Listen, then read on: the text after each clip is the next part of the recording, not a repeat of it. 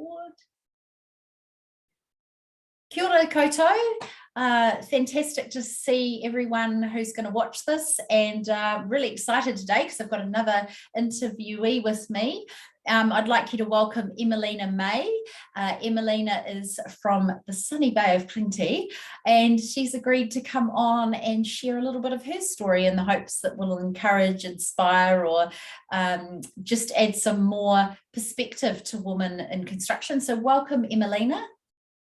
Thank you, Jenny. It was my pleasure to be on this platform and to share my stories.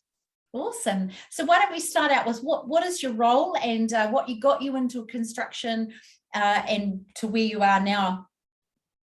Sure. So my role is a quantity surveyor, and I started my role approximately 6 years ago when I was a student at Unitec.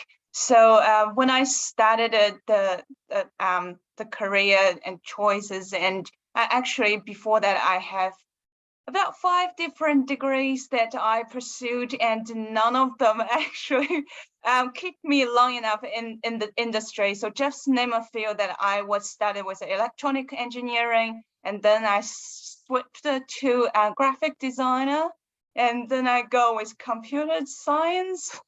So yeah, it's totally not related to each other. But then I guess what I'm trying to pursue is a constant self-learning platform, constant develop myself platform. And I'm finding a construction is a great industry that you have to keep equip yourself. You have to keep improve yourself to go with the flow, pretty much. So I think, oh, I'll just go for that. And I choose quantity surveyor is because I don't even know what it does, and at that time, and I think it would be a great challenge for me to learn from scratch. And I'm so grateful that I made that good choice back then. And since I started study, and I finding that not just female, but also as an international student and as an Asian, in the class, I quite stand out because it's just me. So I noticed, oh, that's a very different industry compared to the other ones that I've been with. And I'm finding a bit struggle and kind of alone and have no support. But the school did a great job that introduced us to all the organizations like NZQS and NAVIC.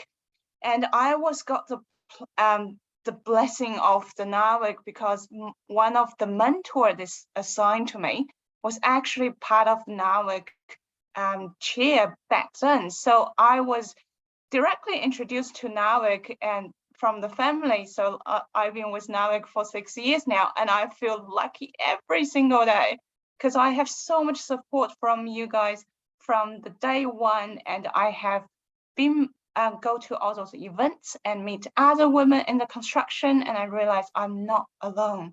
I have this great community and to help me, to support me.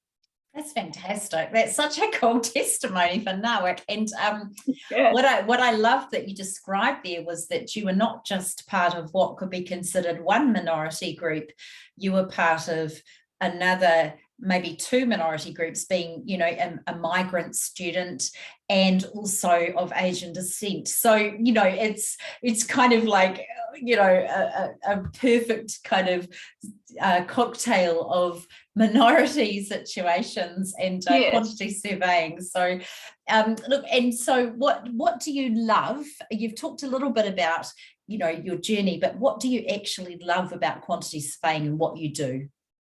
Well, the best part of the quantity surveying is you kind of have to know everything.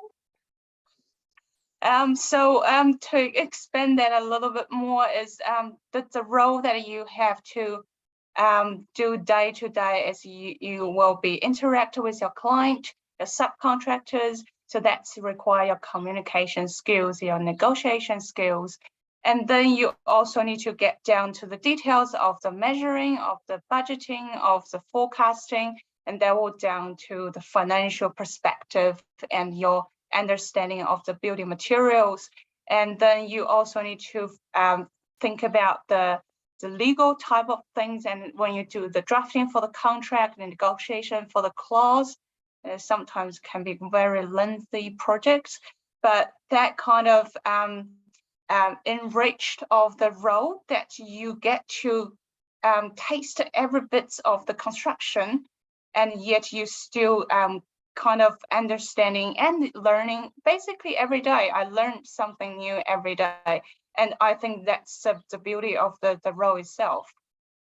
I think that's also evident in your journey. You talk about having multiple degrees that you haven't used, but it sounds to me like you're a natural born learner. You love to learn. And so if that's the thing that you've got out of your career and you've managed to get that from your role now, then that's fantastic that you get to learn every day as well. So what would you like to see for the future of women in construction?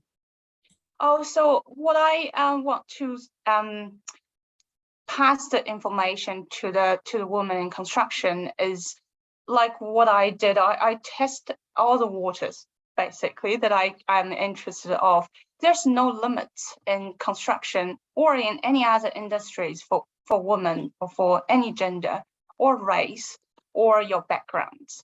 So if you have a passion about something, just pursue it, and you will have a good support community behind you, and you'll never be alone. So don't afraid of to test it. Don't afraid to give it a try, and you might surprise that how good you will be and how much enjoyable that you will get from the role, from the journey. And never worry about failing, because the failing part actually is your next step to succeed. And I always say that if you fail this time, it doesn't mean you failed. It just means that you learned another way that's going closer to successful, right? You either learn or you win. So that's my message. Oh, you shared my favorite quote. My favorite quote is, I never lose, I only ever win or I learn. Yes. I love that. So I love that you just shared that spontaneously. I agree so much. And there's some real words of wisdom in there, Emmolina. So thank you so much for sharing. And that's all from us today. We hope you found that encouraging. If you'd like to reach out to Emmolina, she's part of the Bay of Plenty chapter and often on some of our national events. So thank you very much. And that's all from us today. Ka kite Thank anō. you. Bye.